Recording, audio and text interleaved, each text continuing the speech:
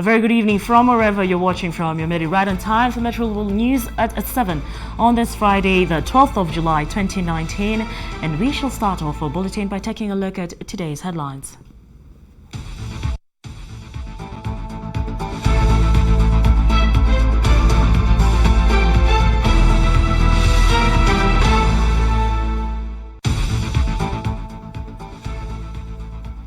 Kenya's biggest betting firm, SportPesa, comes out fighting following the government's directive to shut its payment systems and that of 26 other betting firms.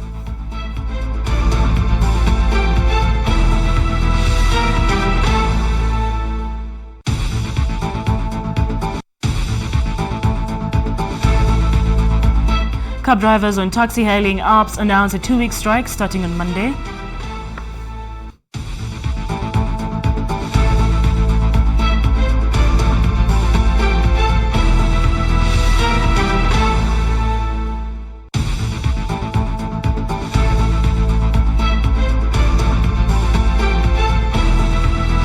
And on the international scene, Turkey receives the first batch of Russia's S-400 missile defense system, despite repeated warnings from its NATO ally United States against the purchase.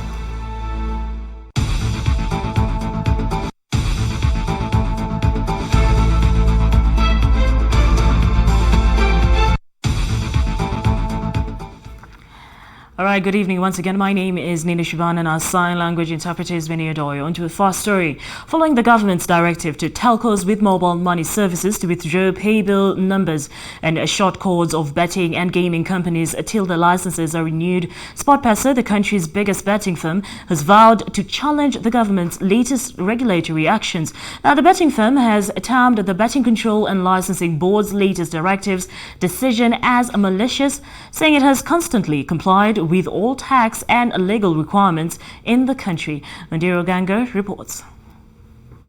The gambling sector has over the last 2 months been on the receiving end of drastic regulatory changes, the latest blow being the government's decision to withdraw the licenses of 27 betting firms that are said to not have been tax compliant.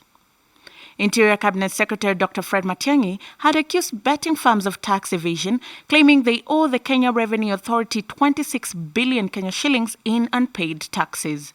This week, the government's onslaught on the betting and gaming industry took a new turn when the Betting Control and Licensing Control Board ordered all telecommunication companies to shut down the paybill numbers and short codes of the affected firms pending the renewal of their licenses. But in a press release, the country's biggest betting firm, SportPesa, which is among the firms whose licenses were revoked, expressed its displeasure with what it termed as, quote, the recent malicious actions by the BCLB to block its payment systems despite the existence of a court order, end of quote. The firm added that, quote, the prejudicial process that has been followed by the regulators has the potential to drive the industry underground, as well as have far-reaching repercussions on the social and economic agenda of the country, end of quote. SportPesa further denied the allegations that they have not been tax compliant, stating they have been compliant with all the tax and legal requirements in Kenya. Further to this, SportPesa says the latest regulatory action could also hamper its involvement in sports development and social development projects. In its presser, SportPesa indicated that it will challenge the board's decision and, quote, remain in conversation with key stakeholders with the aim of resolving this matter very soon, end of quote. Official data shows the gaming industry in Kenya has grown 100-fold over the last 5 years to 202.67 billion Kenya shillings, employing 5,000 people in the process. For Metropole TV, I'm Mandiro Oganga.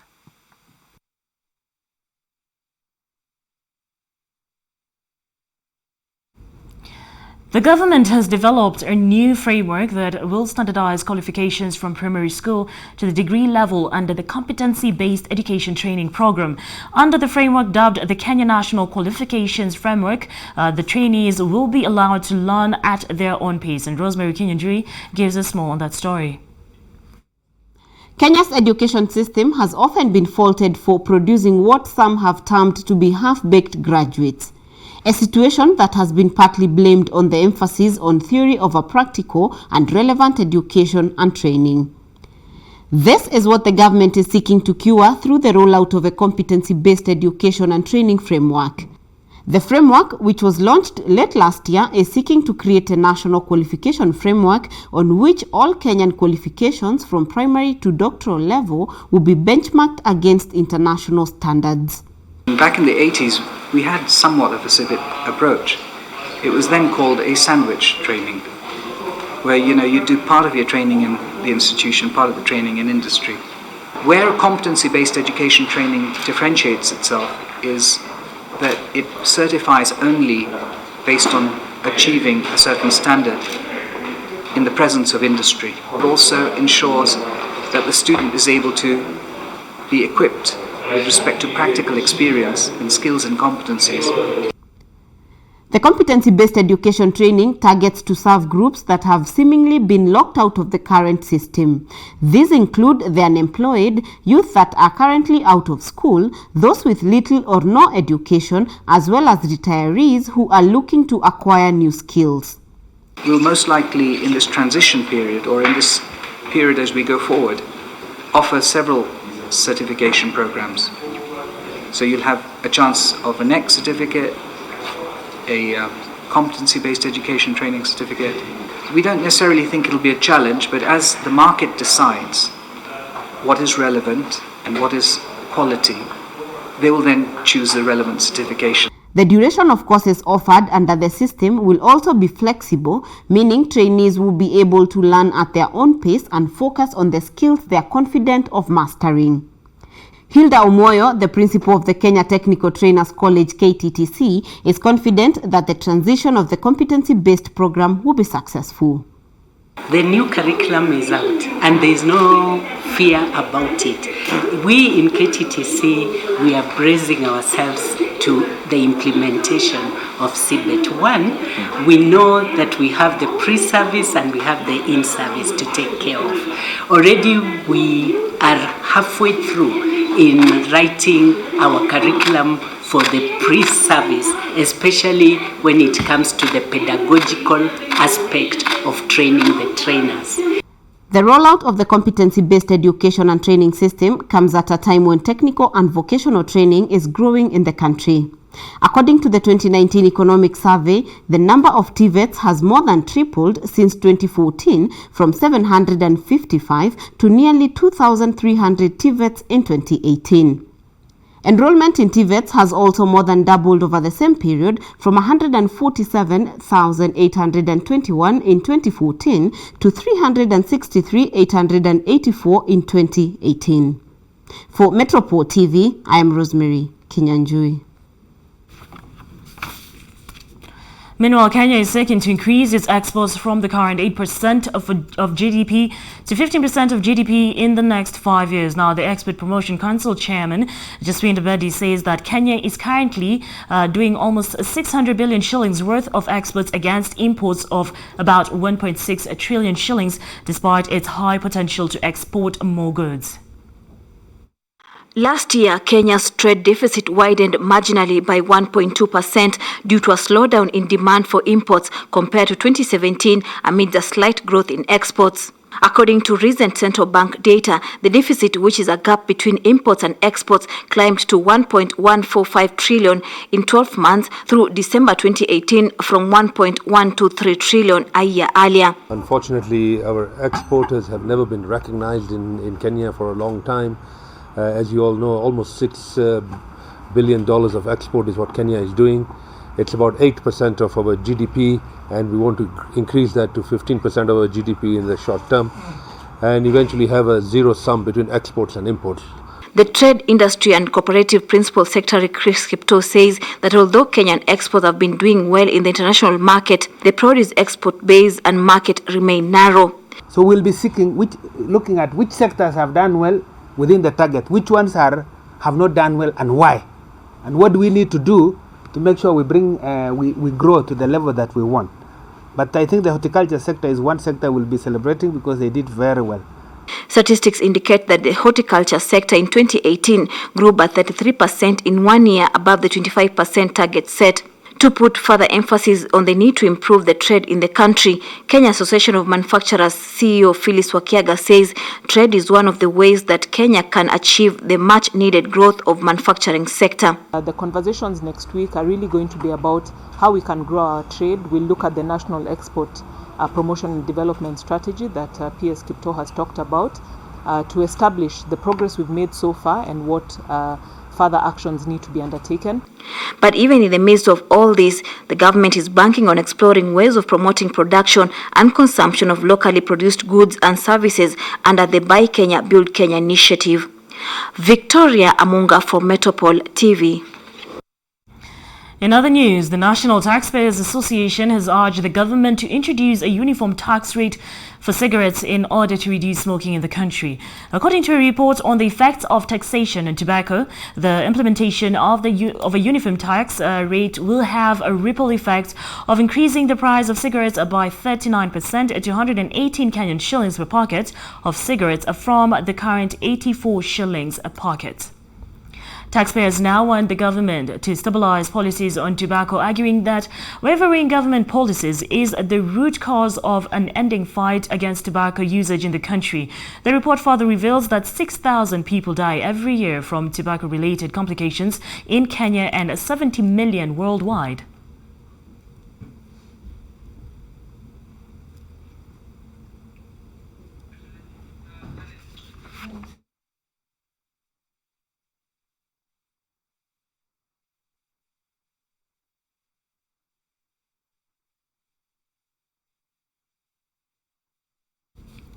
Moving on, the Kenyan shilling is expected to weaken further against the US dollar amid increased dollar demand by oil and merchandise importers. Traders expect the US dollar Kenya shillings pair to trade within 102 shillings and 35 cents to 103 shillings and 20 cents level due to a high demand. So now let's take a look at the day's indicative exchange rates for selected currencies.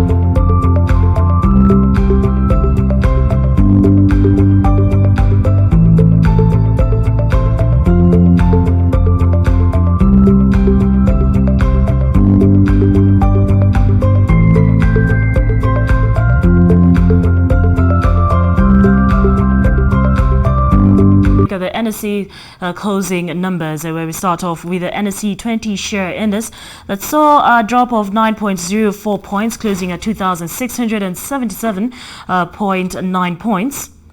The NSE 25 share index saw an upgrade of 5.56 points, closing at 3,627.53 points.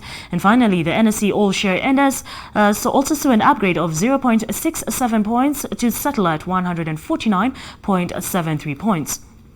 Moving on swiftly to the gainers, the topmost gainer is VUC Kenya Limited that upgraded by 9.23% with a current market price of 71 shillings as opposed to yesterday's 65 shillings.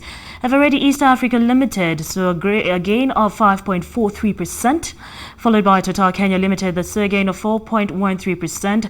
Samir Africa Limited and Housing Finance Group Limited saw an upgrade of 3.86% and 3.62% respectively. Moving on swiftly to the losers. The topmost loser on our chart today is a Trans-Century Limited that downgraded by 8.75% to settle as 3 shillings and 65 cents of the current market price as opposed to yesterday's 4 shillings. Uchumi Supermarket followed suit with a drop of 6.67%, followed by the National Bank of Kenya Limited that dropped by 3.54%. Diamond Trans Bank Kenya dropped by 3.13%, and finally the WPP Scan Group Limited that dropped by 2.71%. On to the movers. The topmost mover today was Safaricom Limited that traded 3.1 million shares. Equity Group Holdings Limited traded 2.4 million shares, and the Centum Investment Company Limited traded 1.5 million shares. Kenya Commercial Bank Limited traded 963,000 shares, and finally, last on our list of the top movers was Home Africa Limited that traded 376,000 shares. All right, let's shift gears to the global markets now. Stock markets rose on Friday after Federal Reserve Chief Jerome Powell all but flicked the switch on a U.S. interest rate cut at the end of the month. After big losses at the start of the week, trading floors have been much more upbeat since a two-day congregational testimony in which Powell hinted at a possible reduction in borrowing costs, with the markets now betting on the size of the anticipated cut. After the Dow Stocks Index pushed above 27,000 points for the first time on Thursday, positive sentiment filtered through to Asia and Europe on Friday. U.S. stocks continued to rally on Friday at the opening bell, with the Dow adding 0.3%. Further stock market gains came despite an ease caused by U.S. President Donald Trump accusing China of backsliding on a trade promise just days after the two sides tentatively began telephone talks on resolving their tariffs war. Elsewhere, geopolitical tensions have armed Iranian boats, threatened a British oil tanker earlier in the week, provided support for oil prices, although gains were limited by long-term oversupply concerns. Iran's menacing of the BP supertanker on Wednesday appeared to be in relation for Britain's seizure of the Iranian Grace 1 tanker off the Gibraltar on July.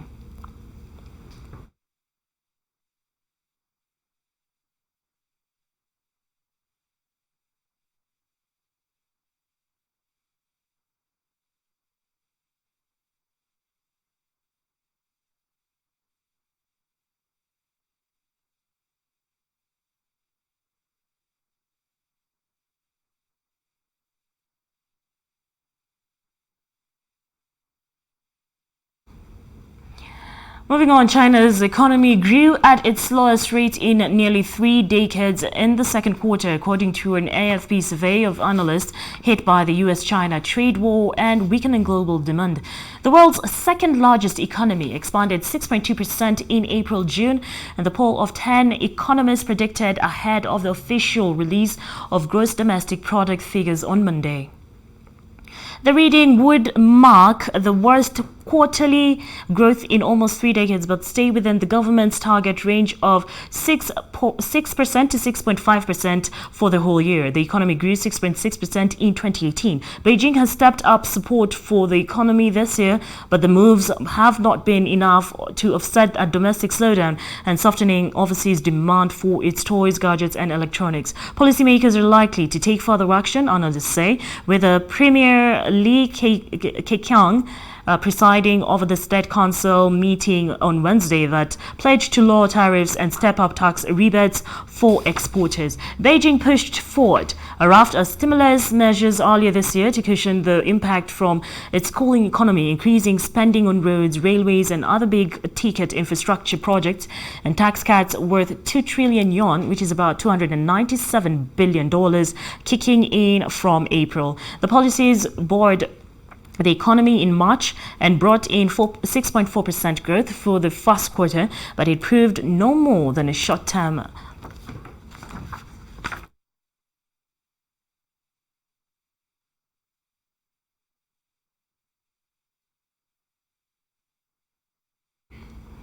Turkey received the first batch of Russia's S-400 missile defense system on Friday. The defense ministry said despite repeated warnings from the NATO ally United States against the purchase. Now, delivery, which was made by plane, is likely to escalate tensions with the U.S. after Washington warned that this week that there would be a real and negative consequence if Ankara bought the Russian defense system. The U.S. State Department has said that the Turkish officials are fully aware of the Countering Americans Advisories Through Sanctions Act, a law passed by Congress in 2017 that mandates sanctions for any quote-unquote significant purchases of weapons from Russia. Washington has threatened to remove Turkey from its F-35 fighter jet program, giving Ankara until the 31st of July to cancel the S-400 purchase or have its pilots kicked off the training course and expelled from the U.S.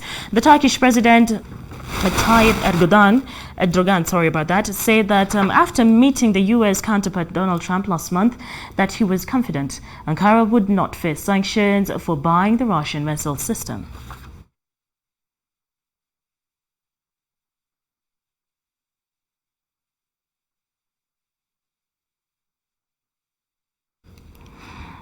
All right, now it's time for us to say good night. Thank you so much for keeping it Metropole TV. That's all we had for you from our news desk. And from the whole Metropole fraternity, we do wish you a very good night. My name is Nina Shivan. Our sign language interpreter is Winnie Adoye. Just stay tuned for the rest of our programming all through the night.